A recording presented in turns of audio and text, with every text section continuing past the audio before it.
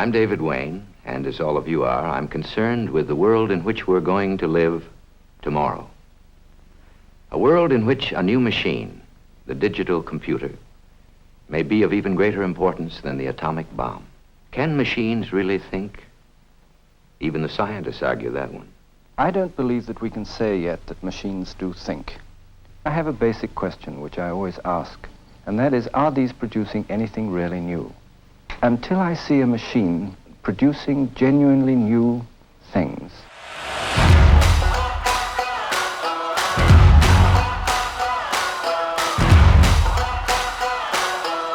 Estamos de volta para o episódio 2 da websérie Quant Experience, investindo com a inteligência artificial. Nem preciso dizer como estou feliz em ter você aqui de volta para mais um episódio. Após um primeiro episódio para conhecer um pouco sobre essa nova tecnologia aplicada ao seu dinheiro, hoje vamos aprofundar aqui e falar sobre transformação e evolução. Se você chegou até aqui, é porque quer conhecer uma nova forma de usar a tecnologia na sua vida. E desta vez, será conhecendo o Quant, um modelo matemático que escolhe ações de forma automática para você. O Quant já faz fortunas em Wall Street e está presente em boa parte da carteira dos investidores norte-americanos. Isso porque lá, as pessoas já sabem o poder da estatística e da sistematização em seus investimentos. A cultura financeira e tecnológica lá é muito forte. No Brasil, ainda é algo muito novo, conhecido por pouquíssimos investidores. Mas sua vez chegou! Aqui no vídeo de hoje, além de avançar mais, você vai ter muito a dividir com seus amigos no próximo encontro. Imagina o que o Blackjack, jogo de 21 dos baralhos, tem a ver com algoritmos de trade com ações. Até uma piada da NASA vai fazer você entender melhor a oportunidade que está batendo à sua porta. Aperte os cintos e seja muito bem-vindo de volta ao episódio 2, a transformação do dinheiro.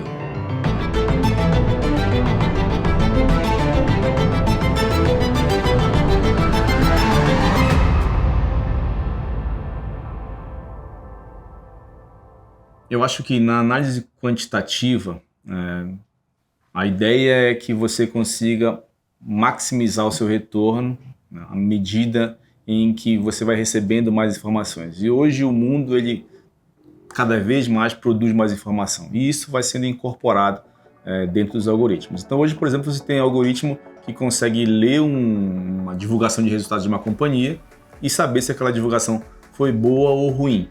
Isso tem até no Brasil já. Esse tipo de algoritmo, ou seja, ele está usando ali uma linguagem de computador para tentar determinar se aquele resultado vai gerar uma boa reação ou uma reação muito ruim no mercado no dia seguinte. O computador já faz isso hoje, né? Então você tem sim, dessa forma, uma tecnologia num modelo que é extremamente complexo se você parar para pensar. Como é que você consegue dizer para o computador que aquela é uma notícia boa ou ruim, né? E o computador, na verdade, o computador dizer para você que aquela é uma notícia boa ou ruim e a partir daí se confirmar isso no dia seguinte. Então, é uma aplicação que já está acontecendo hoje e a partir daí eu acho que vem muito mais coisa ainda pela frente.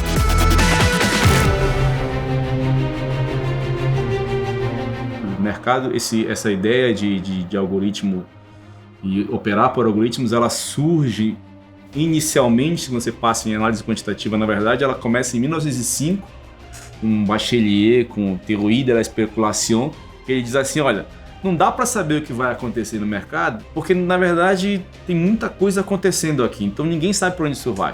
Mas, dado que tem toda essa aleatoriedade, então dá para tentar modelar isso daqui mais ou menos como um movimento aleatório. E é uma matemática tão complicada que Einstein usou a mesma matemática 5 anos depois para a teoria da relatividade dele, quando ele foi medir o tamanho de átomo.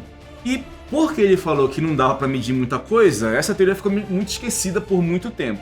Aí veio 1960, mais ou menos, o mundo estava naquela questão da Guerra Fria, na verdade nem Guerra Fria ainda aí, era muito mais uma competição tecnológica, né?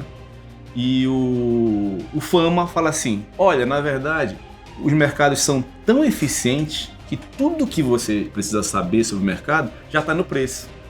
Então, tem essa teoria aqui que você pode modelar tudo como se fosse aleatório, que funciona bem. E aí surge a teoria dos mercados eficientes. E com isso você tem então um começo ali de que dá para se formular equações sobre o mercado, porque você assume que é um movimento aleatório e aí você tem uma equação para isso. Ou seja, é a mesma história lá de 1905, só que uma outra narrativa. Então, e aí o mercado fala assim, puta, isso é legal pra caramba. E aí o Bachelier, o professor dele comentou na tese dele, fala assim, ó, isso aqui tem muita finança, não é isso que a gente queria. E o Fama vai e ganha um prêmio Nobel. Então, você vê que uma história que se conta, na verdade, faz toda a diferença nesse caso. E até aí tudo bem, nada demais. Em 1970, o Ed Thorpe, que é um matemático, que a história dele é desde que ele usava até um computador portátil para tentar entender onde ia cair a bolinha quando se joga na roleta. Então, ele tentava medir a velocidade que a bola passava, apertava um botãozinho que tinha dentro do sapato dele, e aí depois apertava 2 vezes, e aí com isso ele tentava calcular onde ia mais ou menos em que quadrante ia cair a bola. E aí o Ed Thorpe, na verdade, também ele é um dos caras que inventa o negócio de contar carta no 21, né, o Blackjack. Ele que inventa uma forma de ganhar no Blackjack, que antigamente todo mundo achava que era muito aleatório, ele falou, não, tem informação aí. Eu sei que a partir de um certo momento, aquele baralho vai estar mais ou menos favorável para mim. Então ele inventa esse método, publica um livro, e aí o negócio começa um monte de gente para cassino para jogar Blackjack por causa disso. E aí ele fala assim, cansei desse negócio de cassino, eu vou pro maior cassino do mundo, que ele chamou, que é o mercado financeiro. E aí nisso ele desenvolve uma teoria justamente para tentar, a partir do que ele via, de como ele vai precificar o que chamava os warrants, que é uma espécie de opção também. Você tinha direito, quando as empresas emitiam uma dívida, você tinha direito a converter essa dívida em algum momento por uma ação. E isso então é uma opção de certa forma. E aí o Thorpe ele começa a calcular de como é que ele ia arbitrar isso, porque ninguém sabia muito bem como é que calculava o valor da opção. E o Thorpe então ele desenvolve uma teoria e a partir daí ele começa a operar isso, né, dessa forma de finanças quantitativas, e ele começa a ganhar muito dinheiro. Isso é década de 70 ainda. Então você vê que, na verdade, essa ideia surge lá no começo do século passado e ela vem evoluindo ao longo do tempo.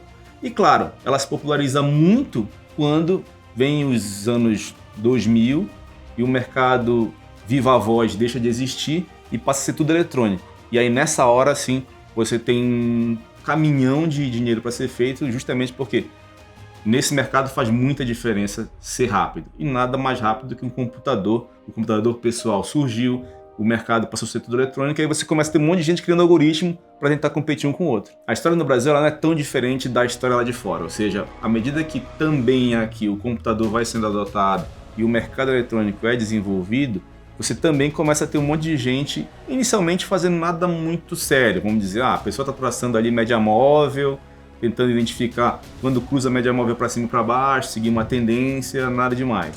Ou seja, por quê? Porque o computador facilita muito isso. Antigamente você tinha dentro dos bancos um camarada que ficava só desenhando gráfico, e você tinha às vezes uma equipe que o cara tinha que ficar desenhando gráfico ali na mão. E o computador vem e fala assim, isso aqui agora é muito mais fácil para você poder fazer. E aí no Brasil também surge isso.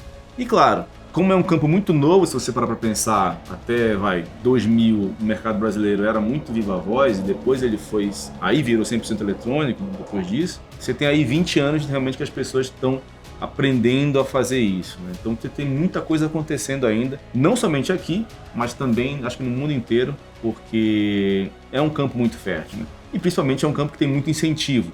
Se você acerta um bom algoritmo, você tem uma capacidade de fazer milhões. O primeiro tipo de análise que todo mundo aprende quando começa no mercado financeiro, né, ou começa a olhar ações, e a primeira coisa que a pessoa vê é um gráfico, né, um gráfico de preços no tempo.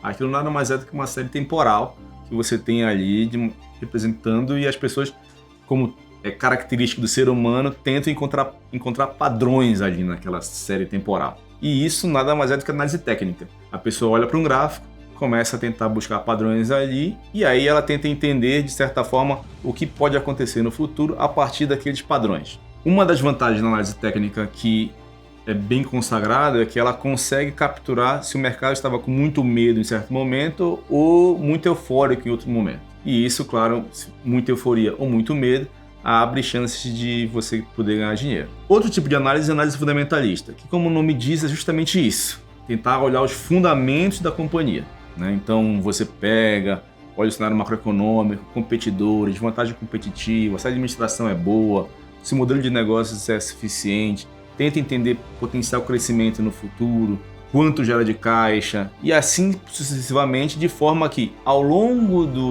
da sua análise você tenta calcular um valor intrínseco da ação, daquela empresa, né? E aí com isso você tem uma ideia se a empresa está muito barata ou muito cara na bolsa, e aí com isso precisa ficar de fora.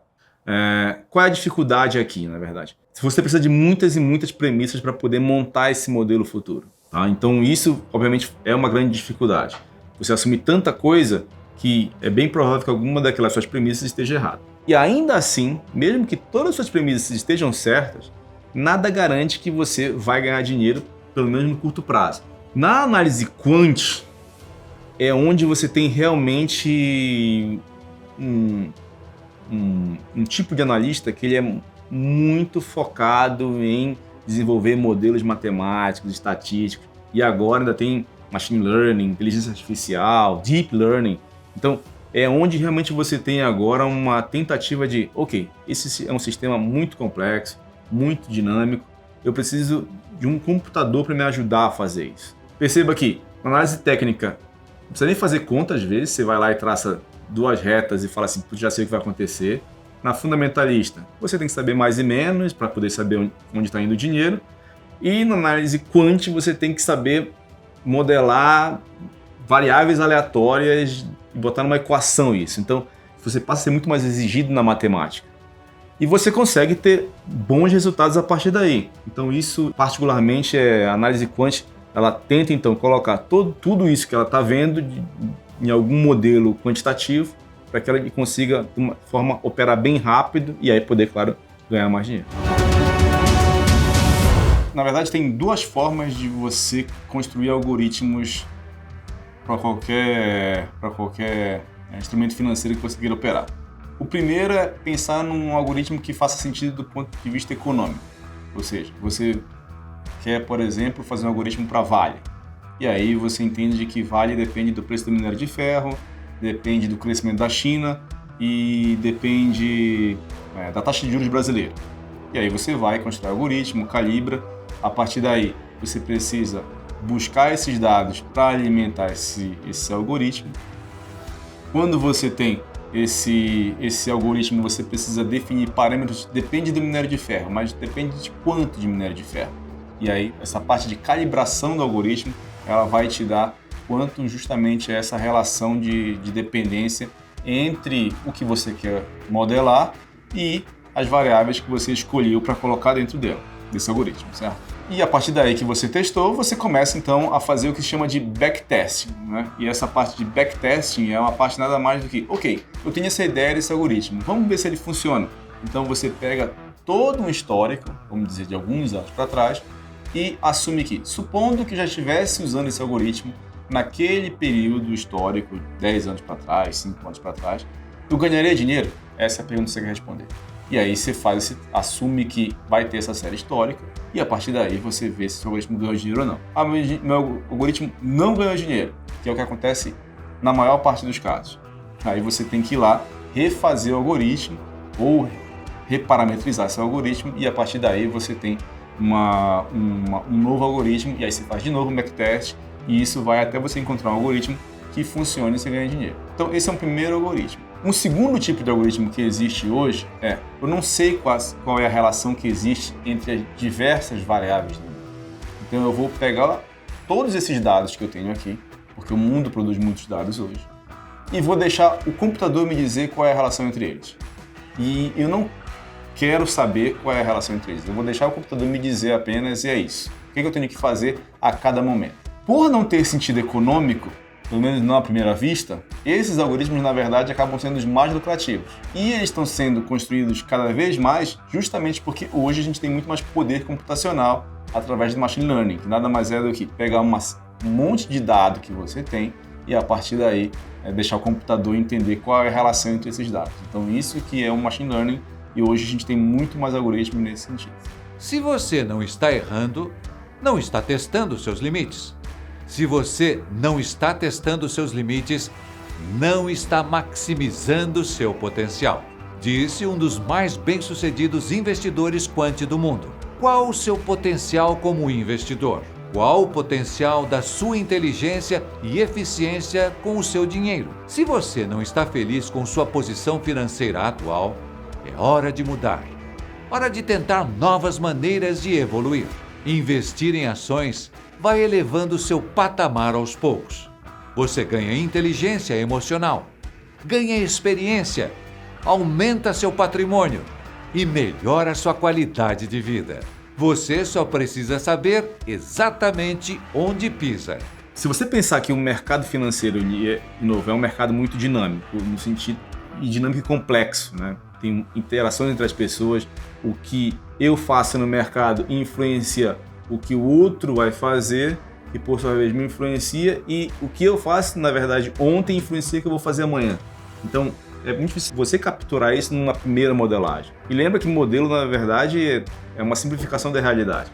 E esse modelo ele vai se sofisticando ao longo do tempo. Outro quant bem famoso é o Ray Dalio, e ele veio construindo o Bridgewater, né, que é também um dos maiores hedge funds do mundo. Ele veio construindo o Bridgewater ao longo de décadas.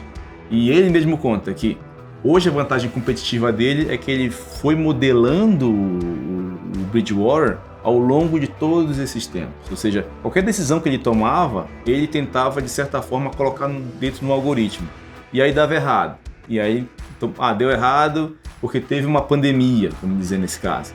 E aí ele vai lá e coloca, de certa forma, o que tem que ter para que na próxima vez que tiver uma pandemia, que vai ser daqui a não sei quantos anos, ele consiga continuar ganhando dinheiro como o fundo ganha. E também vem sendo muito bem sucedido nesse sentido. Então, a vantagem que as pessoas têm, na verdade, que trabalham no quant elas já viram muita coisa e seus algoritmos são muito mais sofisticados. A gente acabou de falar de alguns exemplos. Cruzamento de média móvel, aí depois você coloca mais um índice, depois na verdade você fala assim, quer saber? Eu acho que a volatilidade também é importante, ou seja, você vai sofisticando o seu algoritmo de certa forma que depois de décadas, ele fica um algoritmo que você consegue ter tudo aquilo que você quer ter no algoritmo. Você viu a quantidade de coisas que você aprendeu até aqui. Em alguns minutos, vendo vídeos rápidos, você já degustou um pouco da tecnologia que é conhecida como a análise mais lucrativa do mundo. O quant já foi o futuro, mas agora está disponível para investidores comuns, graças ao avanço da tecnologia que barateou informações e computadores ultra avançados como esse que você tem aí na sua casa. Se você ainda não seguiu a Monet nem o Leonardo Pontes nas redes sociais, recomendo que faça isso neste exato momento. Aqui embaixo deste vídeo existem links para o Instagram e Telegram. É só clicar e seguir para continuar recebendo as atualizações e recomendações. No próximo episódio, vamos trazer os detalhes para começar na prática. Dizer exatamente como vai funcionar a dinâmica das ações, como investir, onde e por quê. A cada dia que passa, você está com seu preparo mais aguçado. Então, no próximo episódio, eu estarei aqui do seu lado com a tecnologia se tornando a prática. Ações operadas no curto prazo. Dinheiro a ser feito em poucos dias. Esses são pequenos spoilers do que vamos aprofundar no dia 21. Nos vemos lá. Um forte abraço.